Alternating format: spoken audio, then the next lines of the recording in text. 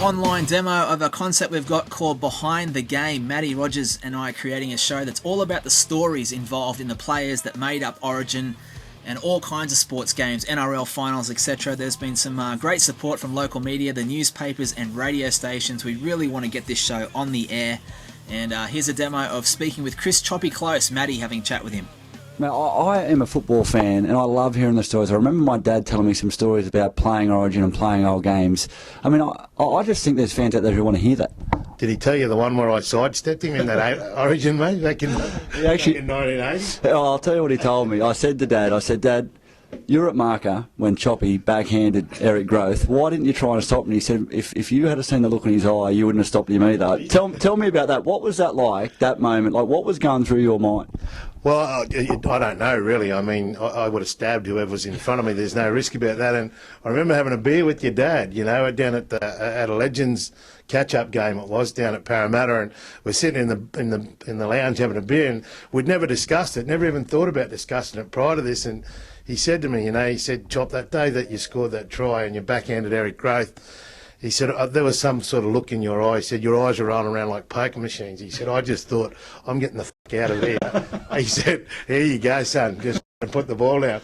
And it's a really remarkable thing because, you know, nobody had more respect for a player than I did for your dad. He was an amazing player. And we always competed against each other at that level. It was Mick Cronin and Steve Rogers. Now, when you're a 21-year-old boy growing up in Queensland and you start to realise your dreams, and all of a sudden the people that you've idolised for most of your life are your combatants, you know, it adds an extra flavour to that scene. And if you can take advantage of that, I suppose, and come out on top, well, you're feeling pretty good about yourself. And though that was how I was feeling at the time, I was 10 foot tall, bulletproof. We looked like we were going to get that ball over the line. Your father was the only man there. You know, I picked up the ball and put it down, really.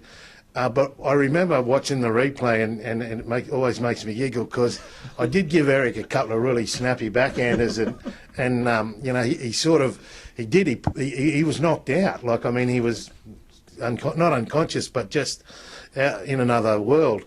And I remember walking back after I scored the try, and if you look at the footage, you'll see Terry Fay comes in, and then Mick Cronin runs in, and they all look at Eric Growth on the ground, and they look at me, and they look at the referee, almost in absolute bewilderment as to what the f happened, and why isn't he being charged with murder or whatever it was.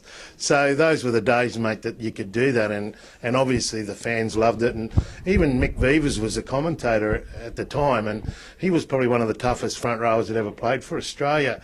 You know, he made the comment, surely they're going to do something about that, you know, but it was just the referee thought it was pretty good, I think. It's just how it was. So, mate, you know, you're playing in a side full of legends, you know, Wally Lewis, Gene Miles, all these guys. Mel Manning, I mean, just some fantastic players throughout that year. How do you feel as a 21-year-old, you know, first Origin, coming in, like, what does that mean to a kid from, you know, Queensland? Well, it means everything. It happens so quickly, matey. You've been through this process. You know, all of a sudden, one day you're playing in the backyard, and you know, in my day, I was always Bobby Fulton. You know, I was running around the backyard, scoring tries, chipping over the top. You know, I didn't know I was going to grow into the unit I did, but at the end of the day, that was I grew up, and then all of a sudden, you know. Graham Eady's another example. You know, I used to read Rugby League Week like it was a Bible. And we had, you know, didn't get much television coverage where I grew up. So it was 11 o'clock on a Tuesday night was their only replay of the Sydney games. So I'd look at blokes like Graham Eady, and I remember reading in Rugby League Week his statistics were he was 5'10" and 14.5 stone or something, and I'm thinking, fucking, how will I ever get that big? Well, have a look at me now. You achieved it, mate. I've doubled it. So all of a sudden, the process from, you know, idolising these people to actually being part of the process takes so quick, and it really does. It happens in the blink of an eye. So all of a sudden you're in the arena, and life is just perfect. Had a chat with some New South Wales players. There's absolutely no doubt there's passion there, but there was something about that first Origin side and Arthur Beetson leading that side out. What was it like to be led out by Arthur? Oh, he you know, like it's well documented what I think of Arthur and what he achieved. And, you know, I think it goes much unheralded, his contribution to that game, not only as a player but as a mentor. And, you know, people forget that it was his only game that he ever played for Queensland at a senior level. So, and he was 35 when he played it, so he was entitled really to not put in the effort that he did. But you talk about impact and how impact has a bearing on the future, and how much impact, you know, is really depending on the impact itself. And that night, what he did really has brought rugby league into what it is now. It modernised the game. It gave the opportunity to bring sponsors and fans from not only you know, within the rugby league circles, but it crosses the nation now, like the Melbourne Cup State of Origin. And I can tell you, I firmly believe this, and I felt it on the night, that if it wasn't for Arthur's contribution, we wouldn't be in the position that we are, about to sell our game for over $1 billion. I mean, that's remarkable stuff. And I think it's on the basis of people like Arthur Beetson and the contribution that he made that night.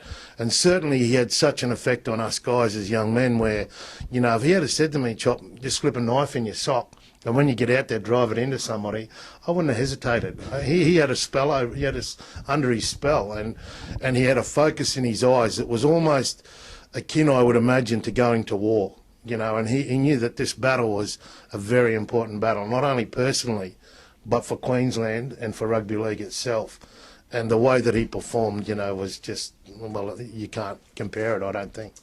So, mate, we've got a decider coming up in a week's time. Mate, are you excited?